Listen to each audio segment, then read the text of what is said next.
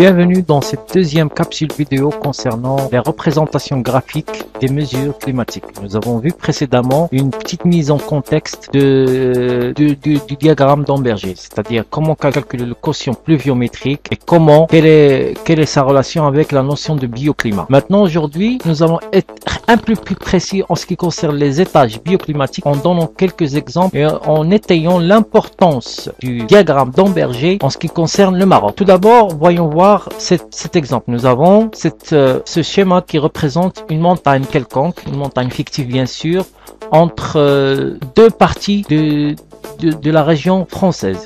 Comme vous voyez, cette montagne est divisée en étages selon leur altitude, mais aussi selon la position géographique, c'est-à-dire soit le versant nord ou le versant sud. Comme vous voyez, la végétation dans les bas étages, il y a les forêts constituées d'arbres feuillus, c'est-à-dire des arbres supérieurs correspondant à des zones un peu chaudes ou tièdes. Mais d'ores et déjà, vous voyez la différence entre le nord et le sud. Par exemple, dans le versant sud plus ensoleillé, nous avons des arbres feuillus, tandis que dans le versant nord, il est beaucoup plus hétérogène et on voit d'ores et déjà des arbres conifères, c'est-à-dire des arbres comme le cèdre, qui est l'apanage du climat montagnard. Donc on voit bien ça dans les deux étages, montagnard et collinien. Après, il y a une segmentation selon l'altitude. À partir de l'altitude 1700 mètres, nous entrons à un nouvel étage. Cet étage est dit subalpin. Il est constitué exclusivement d'arbres conifères, c'est-à-dire des cèdres ou des arbres de juniperus, c'est-à-dire des arbres qui indiquent un climat bien plus froid. Mais tout en montant en altitude, nous voyons la disparition des arbres et ils sont remplacés progressivement par des pelouses et des herbes. Les pelouses sont dites alpines parce qu'ils sont l'apanage des Alpes. Lorsqu'on monte vers le plus haut étage, l'étage le plus élevé, l'étage d'Inival, il y a seulement que des mousses et des lichens, c'est-à-dire il n'y a plus de végétation. Bien. Maintenant, ceci indique la notion d'étage climatique, c'est-à-dire il est lié avec la végétation qui reflète un type de climat.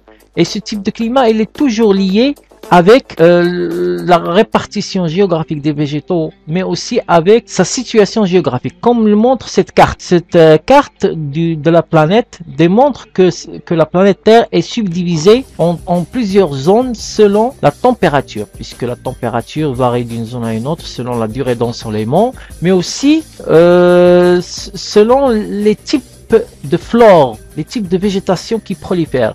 Nous avons par exemple dans la zone chaude qui est l'apanage des zones désertiques, nous avons par exemple des savanes, des forêts tropicales et subtropicales, tandis que dans les zones tempérées, nous avons des forêts et des prairies tempérées, voire méditerranéennes. L'exemple le plus célèbre d'un étage bioclimatique reste celui de la toundra et de la taïga présente en Russie, qui sont deux étages bioclimatiques bien distincts et qui indiquent une subdivision climatique. Maintenant pour le Maroc. Observons pour le Maroc cette première carte qui indique la pluviométrie moyenne annuelle. Nous voyons d'ores et déjà une petite segmentation selon les chaînes de montagnes de l'Atlas. C'est-à-dire au sud de l'Atlas, nous avons une pluviométrie annuelle entre 100 et 200 mm, tandis qu'au nord de l'Atlas, au nord-ouest, la pluviométrie est beaucoup plus abondante, ce qui indique une segmentation géographique. Ensuite, nous voyons cette nouvelle carte qui indique la répartition des moyennes thermiques. Nous voyons que les hivers les plus chauds restent l'apanage des zones désertiques et des zones plus à l'est, tandis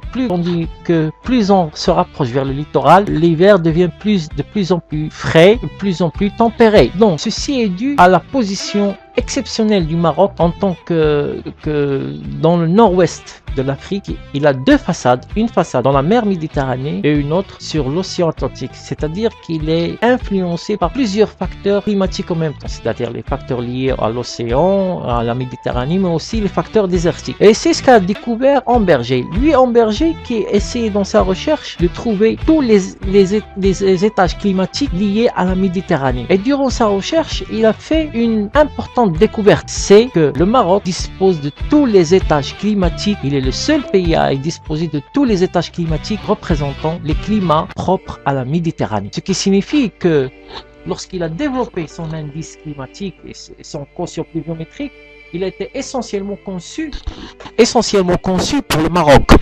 Donc, ce qui démontre l'importance d'étudier l'indice climatique d'Amberger. J'espère que dans cette capsule vidéo, je vous ai démontré la notion et l'importance du climagramme d'Amberger. Dans la prochaine capsule, nous verrons comment utiliser le diagramme. À la prochaine.